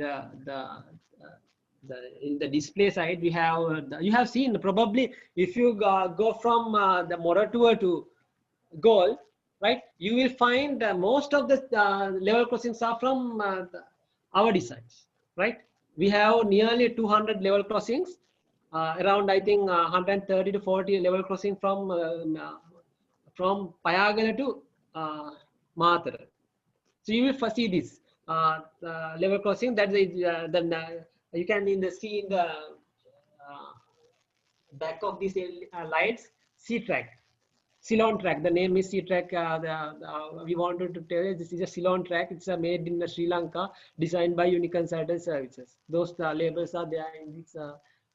That quality is, even we have talked, we had a discussion with railway people. Quality is not second to any foreign product. That is what they tell. So it is a quality the same as the foreign products, and it is probably more than that, because we take the most reliable components in the world, right? We do not use the cheap products, right? Then maybe if the quality is low, then probably we cannot get our expected accuracy. So we get the most reliable components. For example, I will tell my experience getting LED. LED is more than 25 rupees. One LED. 25 rupees. But if you go to Peta market, you can get the 2 rupees, 3 rupees, 5 rupees, you can get LED. But we are not using that LEDs. So the lifetime is around 100,000 hours. Right? That is the lifetime of this LED. But that is the guarantee that given by these LED manufacturers. So you have to know all these things. Being electronic engineers, you have to know the limitation of the components as well. We have to get these components. And you need to know these things. Just not only designs, the reliability of the design depends on the component. And also remember that the failure of maybe if you can, of course, use cheap products. But that is, remember that there will be many challenges. Then the maintenance cost will be higher. Right? So it is better to always go for the reliable sources. The reason is we can reduce the maintenance cost. We can reduce the cost due to the warranty, right? That means there's we have to give warranty period. So within this warranty period, there will not be any failures if you go for reliable. And other things, probably when you are working in the Sri Lankan context as an undergraduate, you have to work with this cheap Chinese product, because the getting this product from other importing them in from this mouse and Europe will be a bit expensive. Then it is a challenge. Remember that problem is always a challenge. You have to solve that. It is not something to get disappointed. You have to always be happy if you get a problem. Then that means you get an opportunity for learning, right? Giving a solution for that. Perhaps with that you can apply for a patent because of the solution that you get for these things. Remember that challenge. You have to always like challenges. If you do not like challenges, it is you do not actually you are not suitable for engineering, right? Engineering is always accept challenges, right? Then give solutions. If you are afraid of challenges, then you are not going to be a good engineer. That is my message, that at this level you can always pass this to your juniors, seniors. That is right. We have a good opportunity in Sri Lanka. Remember that, understand that. Probably in the beginning, I have seen another experience I would like to share with you. People are going for higher salaries, right? At the end of this graduation, they go for higher salaries. I have my friends in the industry. What they tell is once they given the high salary, they get used to that living style. They get a car, they get the high loan, then they get used to that salary. They cannot change the job, right? Even if it is boring, or if it is not interesting, if it is not challenging, if there's no career, they cannot change the job, because they cannot get a job for salary similar to that what currently that they are getting. Then there is no way. Once they stay there for 5 years, 6 years, then their knowledge is outdated. There is no career. They find it, they cannot change the job, and it is not interesting. But there is no way. They have taken loans and other things. They have to pay, right? Then their career is fully ruined with this. Remember that in your first job, what is important is whether you get a career and the experience for tomorrow. Remember that the job should give that. You can change the job at any time for a better job, better experience. You have to always consider that. It is better if you can have your own company. I would suggest that, but probably once you graduate, you may not get that opportunity. But think of a job for making a path for your own job, right? So that will have opportunity for doing your own job. Or you can create more jobs, and you have ownership for doing that. Then you will be you can earn a lot, because it is your business, right? It is your own business. You will not get any money problem once you have that. So that is the beauty in this electronic industry. I do not see many confident electronic engineers in Sri Lanka today, right? The main reason is, I don't know, they are not properly guided. Properly guided in, they are not seeing the outside. They are just seeing what is available. No, you have to see what is not available, right? Probably you can create more. As an engineer, as a cream of the country, you should be able to think in that way. Align your thinking towards that. Create new things and make job opportunities and develop this country. Those things should be your aims. It is not like that, okay, how can I get a good salary? That is, I feel like it's most selfish way of thinking, right? You have to think, how can I develop this country? Once you think in that way, you will get your salary automatically, right? Then you can contribute to your economy. Then your salary is automatic. You do not want to go behind something like this. If you go behind your GPA, probably you will not get knowledge, right? But if you go towards knowledge, you will get the GPA, right? GPA follows. So that's the thing, that you have to think in terms of that way if you want to build a good career path. So I think, sir, that I feel like that is enough, sir. Okay, thank you very much, Dr. Jaisu. I think just want to add about a very small, simple example that we discussed earlier, like the reliability of products. I think if you take a UPS, uninterrupted power supply, I'm sure that maybe some of you actually might have them actually in your homes as well, because you are using a desktop computer. Sometimes power goes, things crash, right? And at the university, we know that we buy UPS in bulk, so many UPSs. So if you look at the UPS lifetime today, the most recent UPSs, they will not stand even for 1 year. So that is the reliability of the product that we are getting. So if you want to buy a UPS that actually give us a lifetime of, let's say, 3 to 5 years, we have to pay more. So just to highlight the fact that it's very simple product, like a UPS, which everybody needs, which lot of actually companies, lot of individuals actually need to properly run their computers. Okay? We are getting very cheap, unreliable products from China. And but if you really need to buy a good one, it's very difficult to find also, because they are not in the market. So that itself actually is an opportunity. So if you can actually design a good UPS and manufacture them, and people will be willing to pay rather than actually buying a UPS. And I mean, not only regularly buying, every year you buy one UPS, but it becomes electronic waste, right? And that is something that is like even more damaging to the environment. So when you buy cheap items, one of the consequences of buying cheap item is that you will be throwing away after a short period of time. And that is not only damaging the environment, and basically probably affect us in so many other ways as well. Okay? And it's very difficult to actually get rid of e-waste. So I think as engineers, because now this green thing is very dominant today, and one of their roles in engineering is to basically develop or design products that will have the least possible impact on the environment, and consider that part as well. Okay? So once again, the important aspect is that no reliable product comes cheap. Okay? You have to keep that in mind. And in electronics, actually, what you need to do is to make sure that you do a design, do a manufacture, as Dr. Jatu said, going for the best possible components, and giving a guarantee that this product is going to work for 3 years, or 5 years, or 7 years, or 10 years, or whatever. Okay?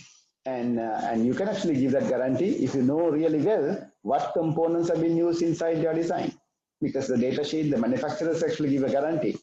Okay, this is the lifetime of a product, and this is what we call some parameters like MTBF, like the mean time between failures. Okay? How many, for example, even if you get a push button for the enclosure, okay? How many times can you push that button? 100,000 times, 1 million times, and if you can push it to 1 million times, it will be very expensive. Okay? But that is the type of thing that you need to look at, the overall, the holistic view of the entire product or system that you are developing. and paying attention to quality, paying attention to reliability, and that is the most important part. So what we'll be learning will really contribute to a great understanding of the system so that you can actually design solutions for products.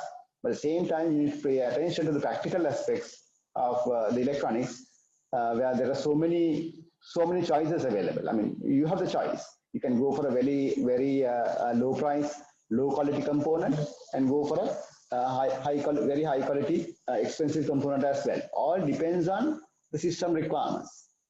All depends on system requirements. Sometimes you cannot pay unnecessarily high. Okay? And if the product lifetime is expected to be 3 years, for whatever reasons, there's no point actually going for like a 10-year thing, because the people will not be willing to pay. So you have to keep in mind this simple economics aspects as well, because somebody has to buy what you design and manufacture, okay? And the price point has to be properly set. So people will always go for something reliable and will be willing to pay more. I think the most important part, I think, if I just get in one sentence what Dr. Jas was saying, is that we are still a developing country. There's so much opportunities in a developing context as such, and where we can contribute to our own product development rather than actually going and settling down in some place where there is absolutely no opportunity for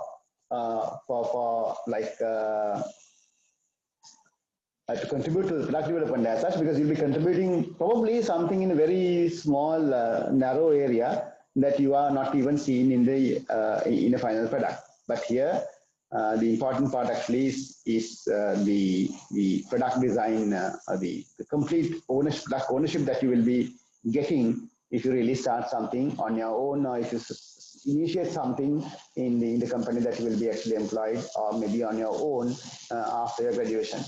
I think there's another one important thing that I want to talk about. We are currently engaged in a industry product. That really is the marriage between everything. For example, we have the electronics, we have the communication, and we have machine learning and computer vision. Everything actually in that project, designing and planning to manufacture our own intelligent camera. And what do you mean by intelligent camera? A camera that is capable of processing some of the information within the camera itself, and give out certain outputs. For example, let's say you will see that some of the cameras already in the market actually can do a few basic things, but we are looking at a bit of a high-end market where the camera itself actually can actually do a lot of processing, and also a very efficient backend system that can scale to support thousands of cameras in that system. Okay? So that is a system that basically sort of integrate a lot of different things that we'll be learning in this course. And in fact, this product or this project actually is supported by the World Bank. And your senior batch, the batch about to graduate, I think the 5 best students in that batch have joined this project. So actually, they are from the 16 batch. 16 batch 16. Currently doing a final day project. I think the top 5 students in that batch actually have joined this project because of the challenges involved. It's an extremely challenging job, challenging project, which requires processing of real-time video, processing on them hardware, and actually sending them to a backend system where we need a very efficient, scalable, real-time, hard real-time response backend system. Probably you have seen thousands of CCTV cameras at different places. Now the real use of the CCTV cameras, I mean, how we use them, how many people, majority, 99.9% of the people actually, how they use is basically reactively. Reactively means something happened and you go back and rewind the video to see what has really happened. Okay? So we are going beyond that reactive type of cameras into a proactive camera, where incidents can be detected then and there, and inform the relevant people immediately. So it's a camera that is intelligent, that can process itself, like process a lot of information. So we are developing the complete end-to-end system, and obviously the plan is to compete with with two of the top brands out there in cameras. Okay? So these are potentially, I mean, a few years back, people might have think, okay, this is impossible in Sri Lanka, but we are going to show that this is something really possible. Okay? And as I said, it covers so many areas: electronics, computer vision, machine learning, communication, very efficient software backend system, okay, that it can scale, about 1,000 or even more, video feeds coming from thousands cameras simultaneously. Okay? So those are the type of systems that we are designing and going to manufacture. And the fact that probably some of the best 5 students in batch 16 joining that project is an indication that, okay, the challenges that they like, challenges that they want to really experience, and provide a solution to some of these challenges. Okay? So with that, I think we have covered most of the things that we want to say. I think it's time for you to clarify anything, which is very important as well. And don't be silent. I think I'm sure that many of your queries might have been already answered, but there'll be at least some questions that we have not thought about, and where you can get more clarifications from all of us here. Any questions? And don't be afraid to ask, because this is not a typical. I think there's one.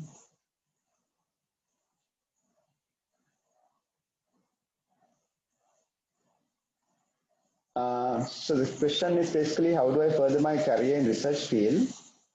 And what should I do as an undergraduate to achieve my goal in doing research, and what subject should I select in the next semester? And what are the industries that I should apply for intern to achieve my goal in doing research? Ranga, can you answer that?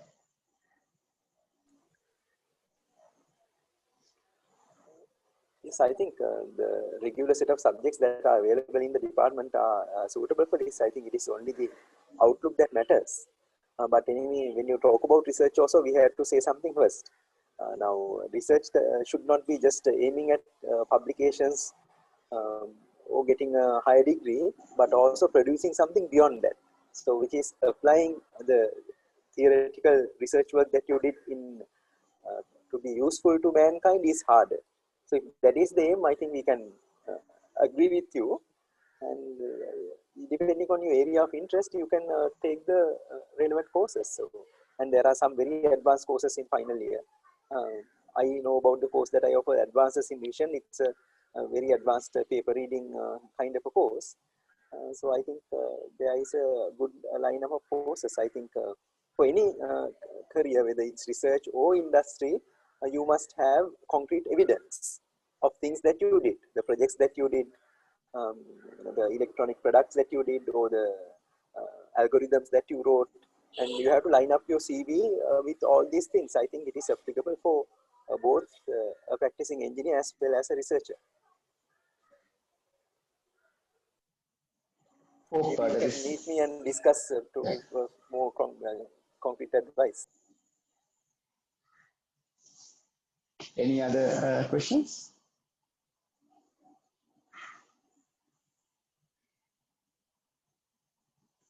Or clarifications?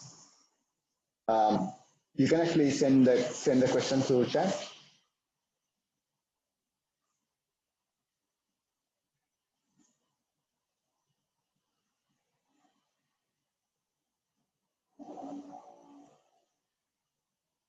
I think there's one more.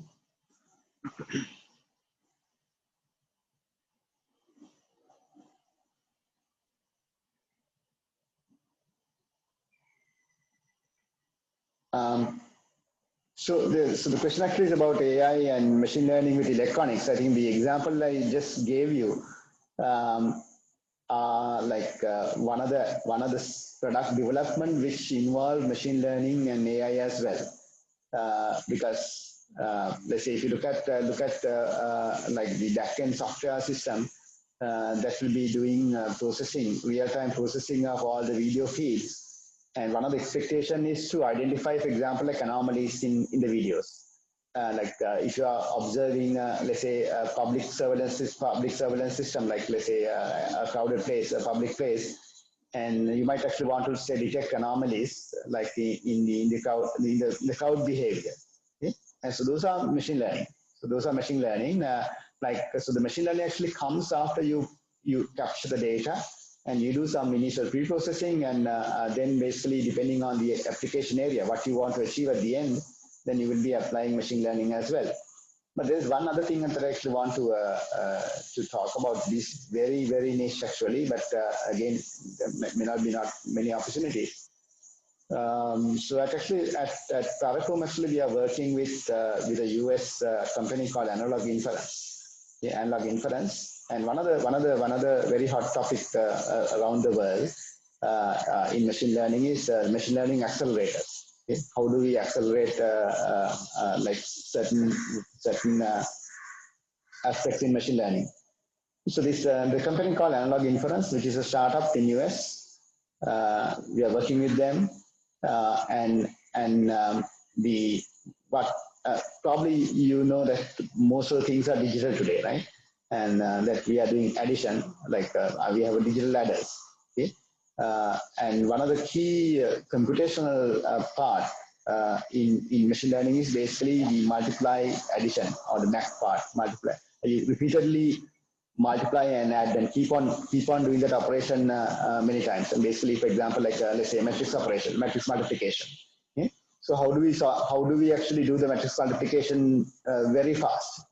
Okay? And so what this startup actually is proposing is basically accelerating the computation part using analog devices, okay? Using analog computations. And so this is one of the very hot topic in the state of the art topic in using analog computing for accelerating machine learning. So what we are working actually is pretty much there is a state of the art electronics and machine learning together at the border interface. Okay, but this is a very specific example. But if you look at the other examples of electronics and machine learning together, it always happens afterwards, after capturing some data. But one example that I can give you, another example, where the electronics and machine learning actually works together, is the electronic design automation software. Okay? The electronic design automation software, like when you are designing IC, a billion transistor or multi-billion transistor IC. For example, if you look at any of the SoCs or system on chips today, coming from Apple or coming from Intel and coming from NVIDIA, for example, and so you see like 3-4 billion transistors in a single IC. So when you are designing those ICs, some of the nearly, I would say, like 60% of the time is spent on verification and trying to see whether what you have done actually is really working. And so this verification task, the machine learning is being applied, or machine learning actually is being looked at as a potentially good technology to do this verification like quickly, as to reduce the time for verification. So if you really look at the electronics and machine learning basically like going hand in hand, that should be one of the electronic design automation like software development, which is actually for us to engage it right now, it's very limited, but this obviously we can start looking at even doing, for example, maybe some projects. Okay? It's quite possible, but that is one application. But generally with electronics, the electronic system actually use to front end and capture the data, and then machine learning actually can do the analysis and probably give some feedback for the electronics to do its task more efficiently. So it's like different layers. Okay, different layers. Machine learning comes later, but giving feedback in real time for electronics and the communication to reconfigure itself to basically do something probably better. Dr. Anga, anything to add on that? I think that satisfies, I think, the question. So what I want to say is that just taking courses from Coursera or an online course does not make you transform into this machine learning person, because you need to understand the domain and apply it in a domain. So I suggest you to get engaged with true projects that actually uses machine learning afterwards, as Dr. Pascal mentioned. Then only you get understanding about the full scale, and you become actually a true professional in the area. So yeah, what happened today is like, because machine learning is considered as this, I don't know, like everybody is going after machine learning without really understanding it, and it's considered as more like a black box. Okay, so I think to really to get the deep into the machine learning, I think, and to produce something actually valuable, you really want to get the domain expertise also. Okay, how it is applied, and that is critical.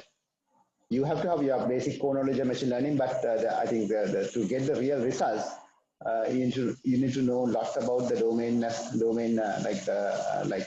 aspect as well. There is I can mention one example of doing this as a final year project also. So last year, students came up with a project of a carom playing robot. Now in this carom playing robot, the robot executes a shot with a human opponent. You can play a carom game. There you can see the dynamics of the board is there, the friction of the board is there. So therefore you cannot just use computer vision and execute a shot. So there you have to apply reinforcement learning. Now these are true examples of machine learning projects. You truly interact with the real world, and the unpredictability of the other player, unpredictability of the board. You can see they are not just based on an existing data set, right? So these students actually published a paper also in the SMC conference last couple of days ago in Toronto, Canada. So like that. So think about these ideas where you can incorporate these fields together. So those who can actually connect sensors, algorithms, and actuators are the ones who would have a future, as I understand right now. I think Dr. Pascal also can agree with that. Yeah, so 100%, sensors and actuators are actually electronics. Yeah, so these are a lot of imperfections in electronics, right? So as Dr. Anga said, like, you are dealing with physical world. It's extremely difficult to capture the real essence of some of the different parameters. For example, in the carom playing robot, like how do we really get a hang of the friction? Okay, the sensors, actuators, and basically then again, applying probably machine learning to again giving feedback how things should be done. I think that is where the complete system actually comes into the picture. So the getting data,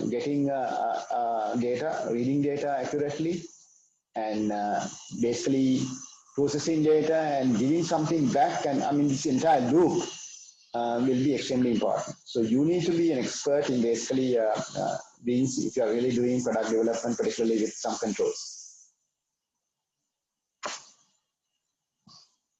And just as anything else, any other question? There's one other question, like can we join ongoing projects or researchers to get some experience? That is possible. Only thing is, like, we need to carefully assess your commitment. For example, if you are given a particular task, you need to ensure that the task actually is completed by given time. So I think, yeah, those who are interested can actually talk to us, and basically we'll see the possibility of actually giving at least some part if you're really interested. Yes, to complement your answer, I think we discussed about one more point in this regard. That means starting something does not mean that you come up with a startup company. You come up with an invention.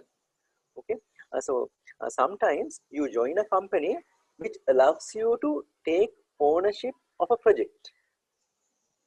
So you are still an employee of that company, but you are the owner of that project. That also amounts to what you are saying right now. Then therefore, in this case, there is a support network for you to reach there. The company's finances and the know-how. So that is also one more avenue. I think many of the electronic engineers, unlike from other And also if you have any failure, you can always contact us. We are happy to help you. Right? We would like to know that those failures as well.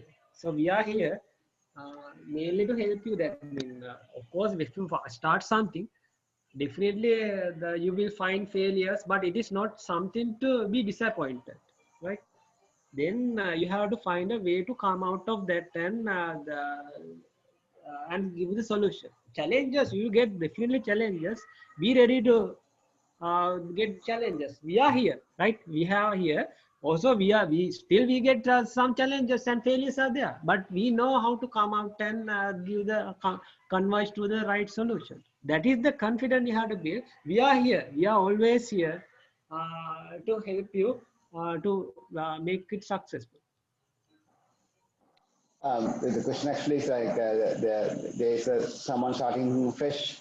There's a huge chance of failure in the initial stage, and because of lack of experience, I mean that is natural. As I said, I think during the class as well. I mean, you all might actually have never failed a subject or anything in your life up to now.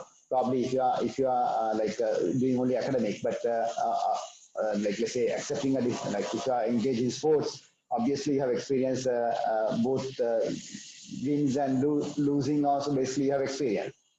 Losing something is basically similar to a failure in some aspect as well, but failure probably actually has more mental agony, right? Like if you look at okay whether we have failed or not, I think probably I wouldn't say not major failures as such, but as an engineer you will always actually like sometimes you will encounter failures. They are minor, but the important aspect actually is because each of these failures actually is an opportunity to learn and something because of the lack of experience. Example, like say for example when I actually started Paragon, like only 4 engineers, okay, 4 engineers, and none of us actually had any industrial experience at all. Zero experience, completely academic experience. Those are fresh graduates just outside out of the university. And but those guys actually have taken, as I said, have done lot of basically done according to theory as well. A lot of theory go inside proper design, and you try to actually avoid the failures in as much as possible. And for example, like this 10G network accelerator card that I mentioned, it's a very complex board. Okay? But those who design actually went through these things a number of times and done a lot of simulations to ensure that there are like the no major thing failure points as such. But I can actually tell you like now, for example, some of the you can sometimes never when deploying a product, because I told you that in today's product design, the testing verification actually occupies a huge amount of time, and sometimes it's not possible to cover all possible cases. I mean, there could be outlier cases that actually might contribute to a failure. When I say failure, product not working as expected situations, like when you deploy a product, and that sort of actually like experiences we have a couple of experiences, and actually each of these experiences actually offered us a new insight into into how things should be done. Okay? And because as I said, like when you are developing some products, and the whole complete holistic idea of that one actually is not there. The reason that we don't have the we are developing a product for someone else, and I can just explain the experience using the network products. So we do develop very specialized networking products that work in real time into very high speeds, like up to 100 Gbps. But the deployment is done at customer premises in their own network, and we don't have 100% understanding of their network as well, how they use that network. So there are cases maybe due to the topology of their network, maybe due to some other things that we have actually not thought about, something actually not working. But those are manageable failures, manageable like things that we can immediately correct. Okay? One thing that I can show you, like I can call it as a failure as such. We did design very extremely small, like a network analyzer that can actually sort of a carry-on type of a device where you can actually carry with you and just plug into a computer and actually get it work. It was working perfectly But we found that because of the enclosure design, and some other thermal dissipation things, it was giving more heat, and it cannot operate. For example, like when you do this, that product actually was meant for not long-term usage connected to a network. For example, you take it with you and a laptop and plug into to the network for a short time, let's say 1 hour, 2 hours, and capture some network packets and do some analysis. For 1 or 2 hours, actually it works perfectly. But what we realize is in the case that somebody actually use it for more than, let's say, a few hours, there's a potential possibility for basically heating up, and because we are using FPGAs, and when the processing like data rate actually is high, for example, let's say 1 Gbps, a lot of heat actually is generated, and for a limited period of time, it can manage the dissipation, but for a longer time, the enclosure and some other things that we have done actually not perfectly capable of doing how do I say, is not reliable or not robust in the long-term usage. So we had to put the project in the back burner because we were not ready to pass it to a consumer, pass into a customer, a product that will work for 2 hours and then fail. Okay? Our target actually was a very small enclosure because redesign involves probably a bit larger enclosure. So that project actually went to back burner. I would call actually that's a learning experience. Now, if you have to design something like that one, we know completely what to look at. Okay? What to look at, even if you look at some of the tools available today, there are tools available which you can completely simulate even the thermal dissipation part as well. Okay? So had we used some of these things, we would have actually probably come across, would have encountered that problem then and there. But at that time, we didn't have thermal simulation or thermal dissipation type of simulation that tools that available. But what it actually taught us was that there was something that we didn't really think about. Because what happened if somebody go outside our normal duration and actually use it, and it will heat up and actually might fail. Okay, so that's some of the failures, I would say. There are no major failures as such, because you can actually you can take lot of actions to mitigate a potential failure. Okay, and that is why you need to spend more time on design. Okay, more time on design and argue about it with whether this will work or not, and then come up with a proper design. I mean, if you do like a tinkering, I mean, do quick design and do something trial and error approach, I think that's not a very good engineering approach as such. So take time for your design, and try to very critically analyze that design from all angles, and put you into the shoes of the customer and ask questions. Okay, how a customer actually will be using it.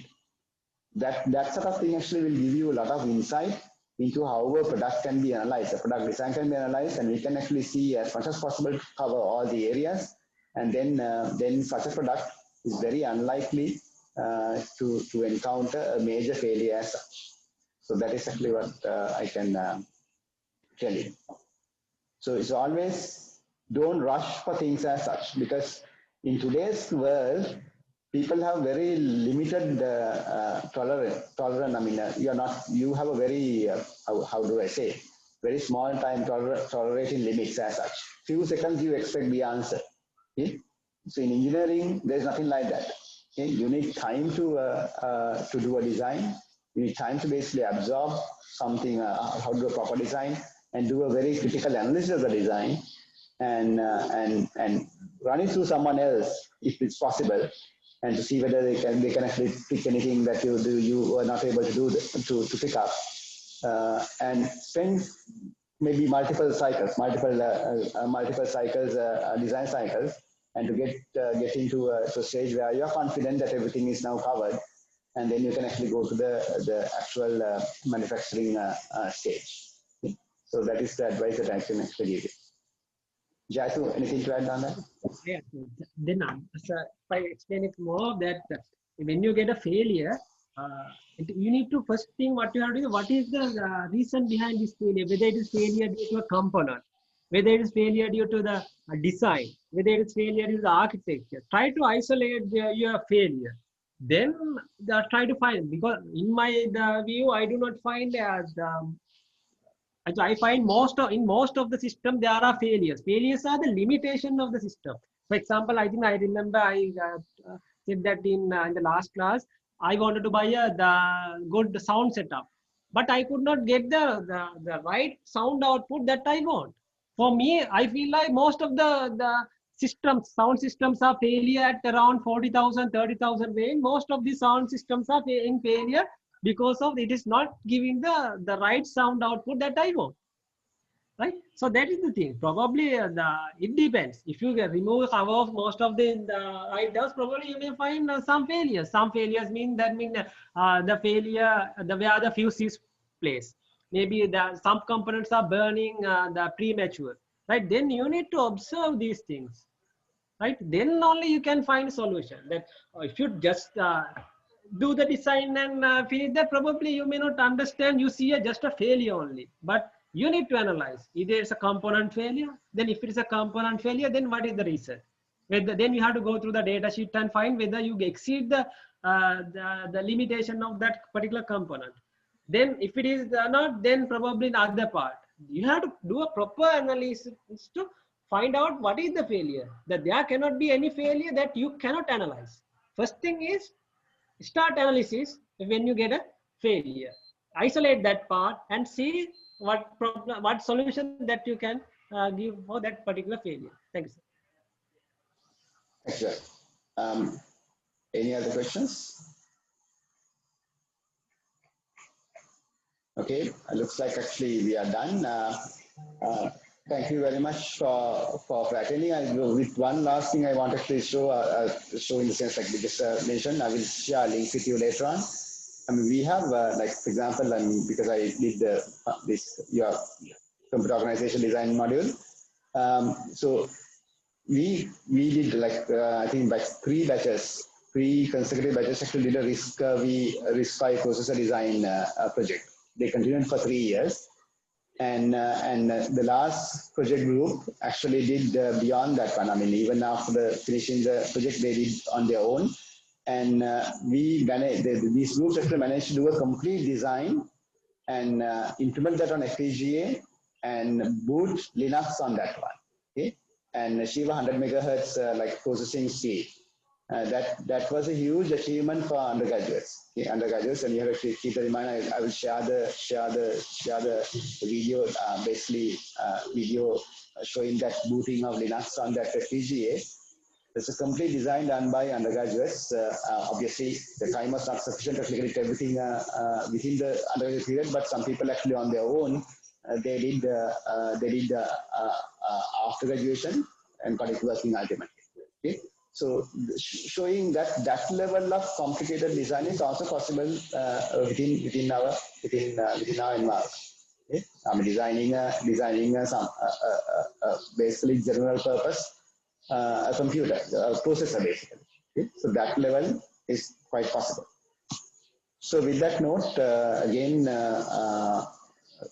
thank you for basically attending, and I hope that you have got the necessary awareness of what is possible in the electronic industry in Sri Lanka and also telecommunication industry in Sri Lanka at least to some extent. So we will, if there are any other clarifications, probably we can take later. You can actually meet us and discuss anytime. I also like I was a little bit disappointed on one aspect because even with you know the importance of this session, I saw only 90 people attending initially. So meaning that I don't know what exactly is the issue. Exactly the issue, but I mean, it shows lack of maybe interest. Okay? But there's nothing much that we can do. But I hope that this session that we have conducted actually is of use to a lot of people. And you can actually pass. We will share the recorded video as well. You can pass it to anybody that you like because this is about the actual situation of the electronic industry and telecommunication industry in Sri Lanka. Okay. Thank you very much. So thank you, Dr. Anga and Dr. Jaidu, for attending. It took more than 2 hours. I hope that everybody actually got what they were expecting. And thank you once again. Thank you, sir. Thank you, everyone, for attending. Thank you, Dr. Jaidu. Thank you.